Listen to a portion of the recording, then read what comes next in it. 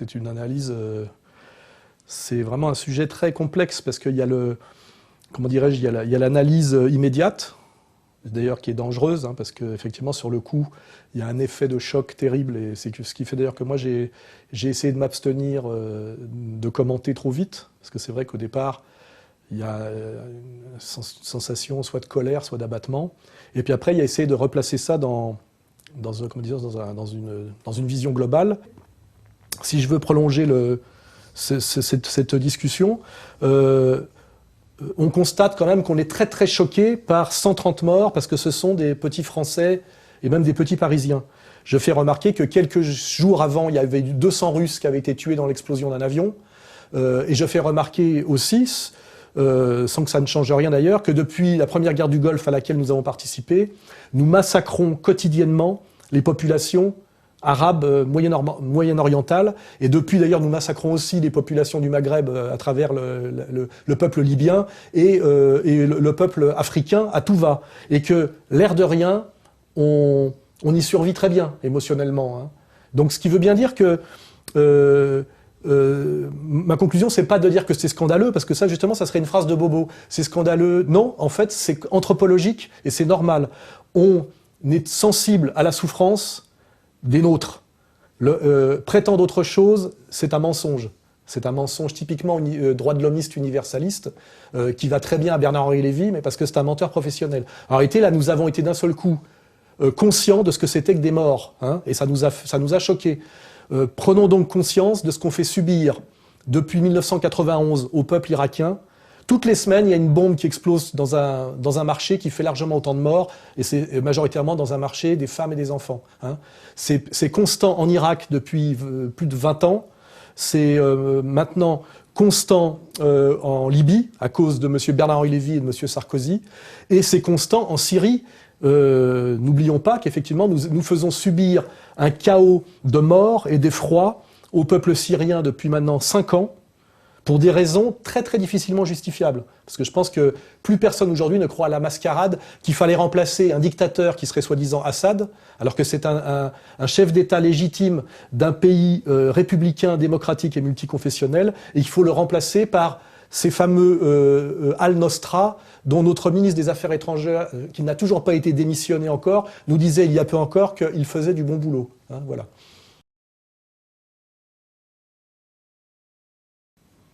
Bah, la première réponse, c'est que ce crime ne profite sûrement pas aux musulmans de France, qui aujourd'hui sont inquiets de leur avenir dans le pays. Moi, j'ai des gens qui me parlent et qui me disent j'ai peur d'aller chercher mes enfants à l'école en ce moment, il va peut-être falloir qu'on s'en aille.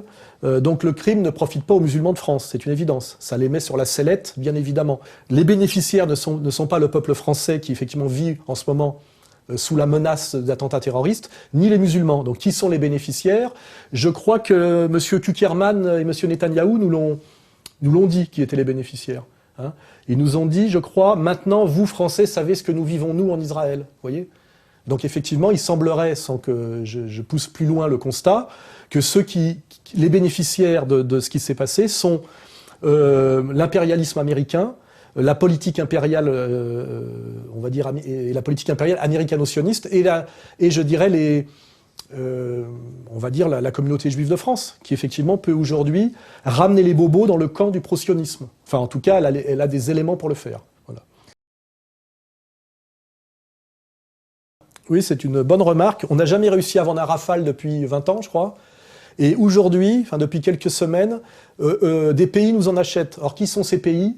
Le Qatar, l'Arabie Saoudite, les Émirats, tous ceux qui financent, et c'est absolument démontré, Daesh. Donc est-ce que ces achats d'avions au gouvernement français ne sont pas le prix payé au gouvernement français et aux élites oligarchiques françaises à travers les rétrocommissions pour se taire sur une complicité qui amène à la mort de jeunes Français? Parce qu'on va pouvoir le dire et le redire comme beaucoup de gens l'ont dit, Daesh, c'est nous. Hein. Quand je dis nous, c'est nos élites politiques. Hein. Voilà, donc est-ce que c'est pas tout ça la rétribution payée aux élites françaises pour leur complicité finalement dans ce meurtre de masse, hein, parce que je pense effectivement il y a un rapport de cause à effet.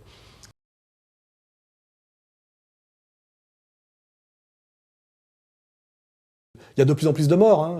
Et puis avant, c'était des morts dont on pouvait justifier la mort, enfin justifier entre parenthèses parce qu'ils avaient critiqué le prophète à travers des caricatures. Et là, on est dans des innocents complets. Donc on dirait qu'il y a un crescendo pour au début cibler, comment dirais-je, un noyau dur où il y a un peu de sens, et après on étend à tout le monde. C'est-à-dire on universalise la menace djihadique. Donc on voit bien que ça peut correspondre soit à un calendrier de Daesh lui-même, soit à un calendrier de ceux qui manipulent Daesh et qui ont intérêt à créer en France une psychose par rapport aux musulmans. Et on voit que tous les médias font tout pour ça. C'est-à-dire qu'au lieu de gérer, de communiquer à minima au niveau des médias pour pas créer de psychose, et par contre que les forces de police, les services et l'armée fassent le boulot, comme font les Russes en Russie. Parce que les Russes, ils ont pas 5 millions de musulmans, ils en ont 20 millions. Hein. Ils font pas comme ça, eux. Ils y vont doucement sur le commentaire médiatique, mais par contre, derrière, ils font le travail. Hein. C'est-à-dire qu'ils éliminent physiquement des membres clés des réseaux dont ils connaissent l'existence par les infiltrations et les services, comme nous connaissons également l'existence de ces réseaux par les infiltrations et nos services qui sont compétents au niveau de l'analyse. Après, le problème, c'est s'il n'y a pas les ordres donnés par le pouvoir pour agir, ils sont bloqués. Ça serait intéressant de demander au juge Trividic, par exemple, de le pousser à dire jusqu'au bout tout ce qu'il sait. Parce que visiblement, déjà, il en dit pas mal, et on en voit qu'il en a gros sur la patate, mais je pense qu'il pourrait en dire beaucoup plus sur la responsabilité, je dirais, de l'État profond, sur ce qui se passe en ce moment-là.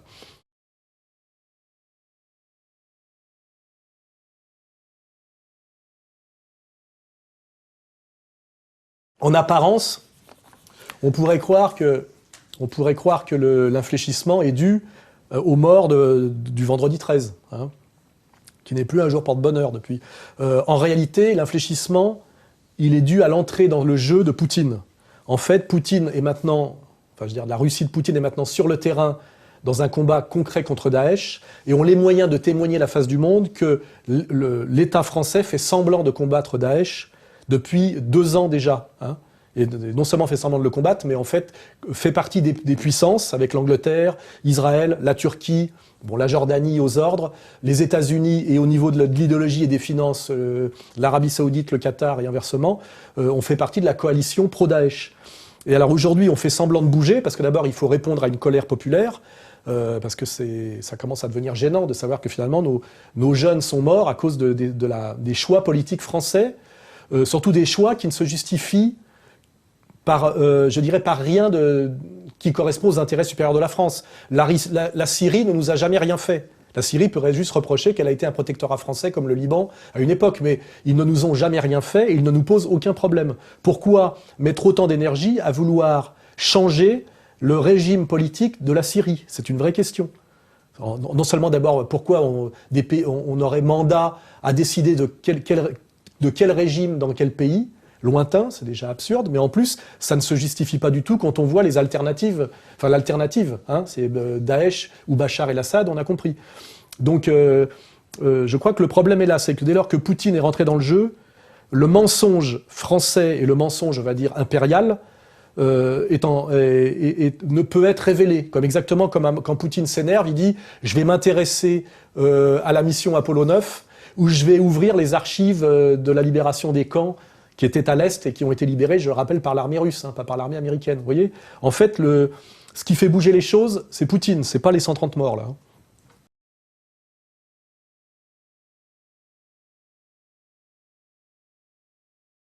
Alors, les issues possibles.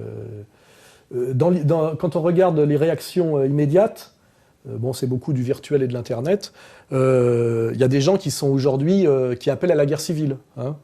C'est-à-dire, nous sommes en guerre, les musulmans nous ont déclaré la guerre, il y a des musulmans en France, il va falloir faire la guerre pour les chasser. Il y a plein de jeunes, je ne vais pas dire des jeunes cons, mais des jeunes énervés qui pensent que c'est la solution.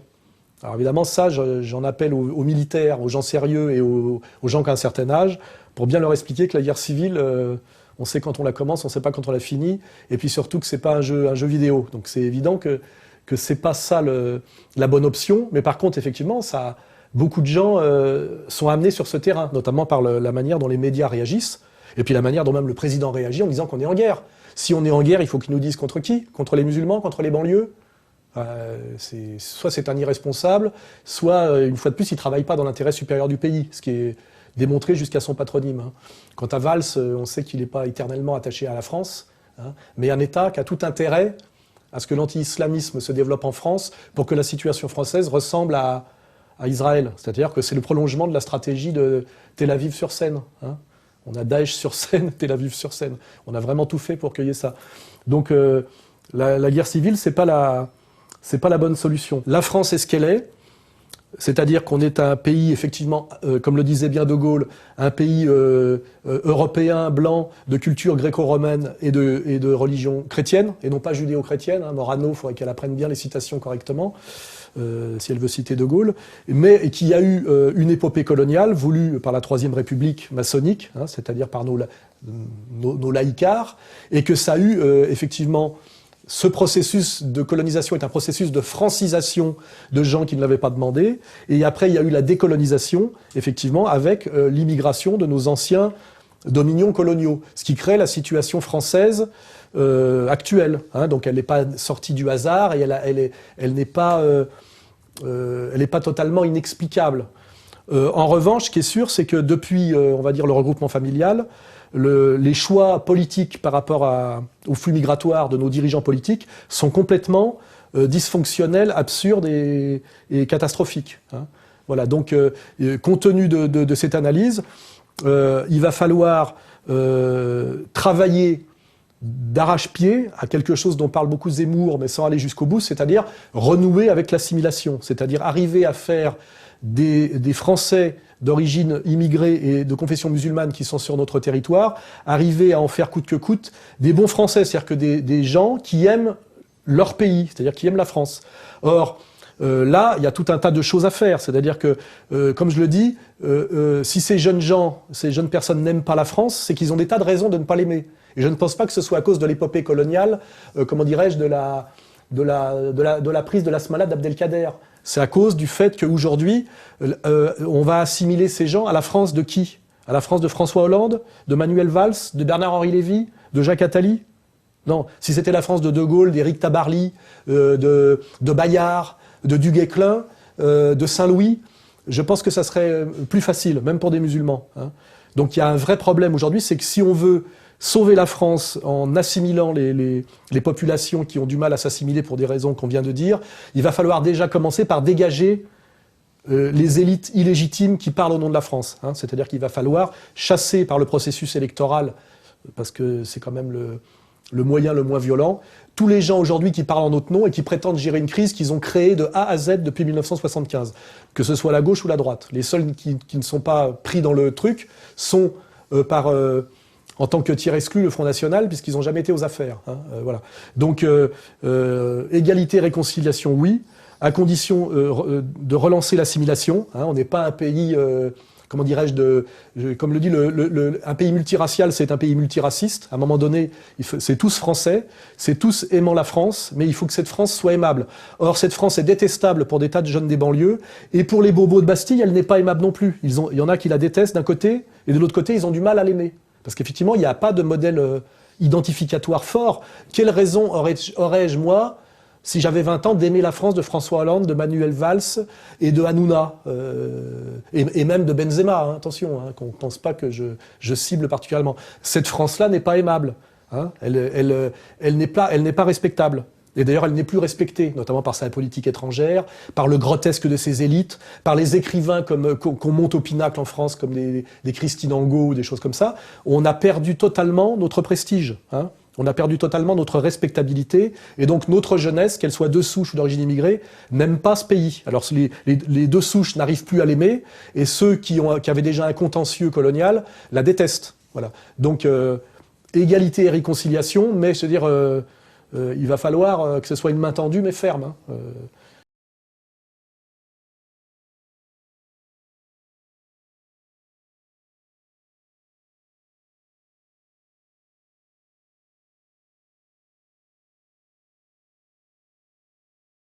Effectivement, il faut remarquer que ces djihadistes ne sont pas des types de 40 ans ou de 50 ans, des érudits en islam, prêts à se sacrifier pour rejoindre...